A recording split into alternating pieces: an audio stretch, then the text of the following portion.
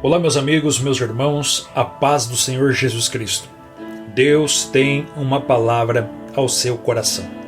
O texto bíblico de hoje está no Evangelho segundo escreveu São Mateus, capítulo de número 23, versículo 23, que diz assim: Ai de vós, escribas e fariseus, hipócritas, pois dais o dízimo da hortelã, do endro e do cominho, e desprezais o mais importante da lei, o juízo, a misericórdia, a fé. Deveis, porém, fazer essas coisas, e não omitir aquelas. Quando nós olhamos para esse texto bíblico, nós vemos aqui Jesus falando sobre o dízimo. Jesus está falando no contexto com fariseus, com uma classe de pessoas que eram estudantes da palavra de Deus, uma classe que se considerava pessoas separadas para fazer a obra do Senhor.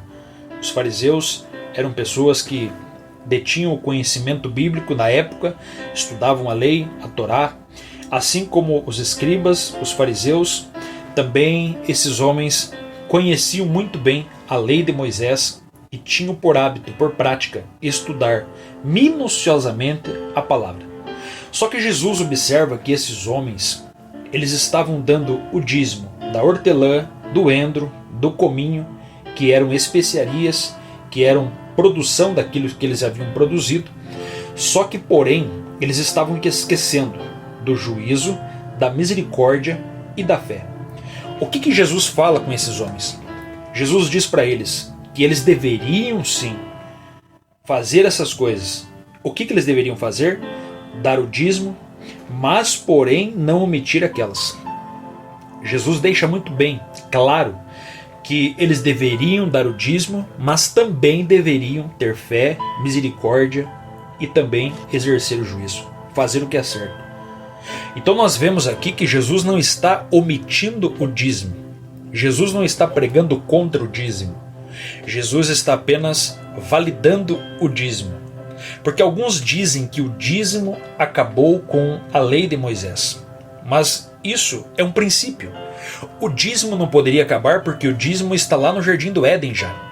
Deus estabeleceu para que Adão e Eva comessem de todas as frutas das árvores do jardim.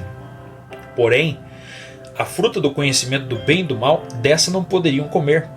Ou seja, Deus pegou uma parte que era para ele. Aquela árvore não era permitido Adão e Eva comer. Mas o diabo fez que Adão e Eva viessem comer justamente daquilo que Deus proibiu. Assim hoje não é diferente. Então você nota que o princípio de Deus é que Deus deixou 90% para o homem e 10% era para ele.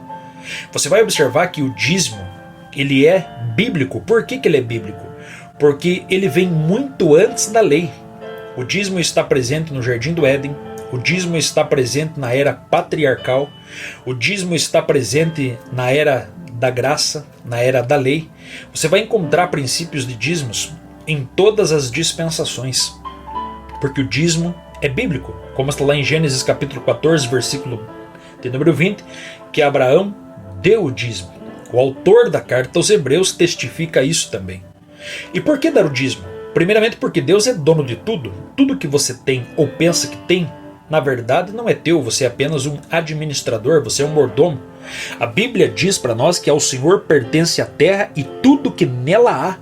Está lá em Salmo capítulo 24, versículo 1. Então, sendo Deus o dono de tudo, Ele é o dono da minha vida, Ele é o dono do meu dinheiro e Ele é o dono também de todas as coisas que eu tenho. Porque quando nós morrer, nada poderemos levar. Devemos dar o dízimo, porque quem cria condições para nós adquirir bens é Deus. Se Deus não dá o fôlego de vida, nós não temos vida.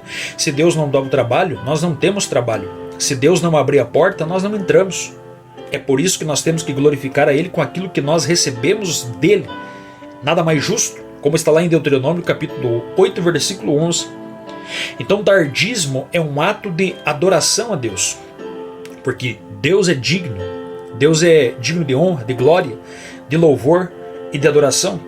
Devemos dar o dízimo porque é um ato de consagração a Deus.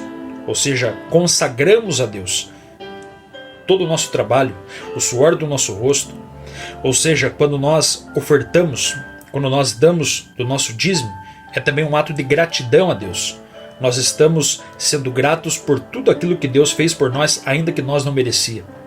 E ainda mais do que isso, a Bíblia diz que há promessa para os dizimistas. Quando lemos Malaquias capítulo 3, versículo 10, a Bíblia diz assim: provai nisto. É o único texto em que Deus manda que ele seja provado. Provai-me nisto, diz o Senhor dos Exércitos, se eu não vos abrir as janelas do céu e não derramar sobre vós bênção sem medida. Isso está escrito na palavra do Senhor. Ou seja, uma promessa que Deus vai abençoar, que Deus não vai deixar faltar na vida daquele que é o dizimista fiel.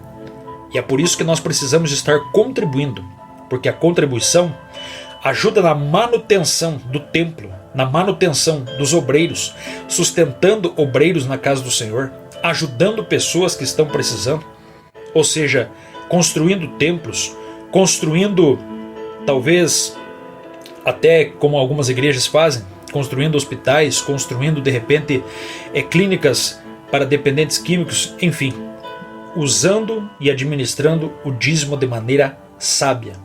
Nós sabemos que existem pessoas que administram mal aquilo que é do Senhor. Porém, todos estes um dia terão que prestar contas diante de Deus. Mas quando você faz para Deus, não importa o que fulano ou ciclano fez ou vai deixar de fazer. O que importa é que quando você honra Deus com os teus bens, Deus também vai lhe abençoar. Então, seja um dizimista fiel. Procure ofertar ao Senhor por tudo aquilo que Ele já fez na tua vida. Continue servindo a Deus de todo o teu coração, mas não pare de fazer a obra do Senhor. E se você puder, se você conseguir, faça isso. Seja um dizimista e Deus estará lhe abençoando em nome do Senhor Jesus. Amém? Fica na paz, que o Senhor Jesus lhe guarde, lhe proteja e que as portas se abram na tua vida.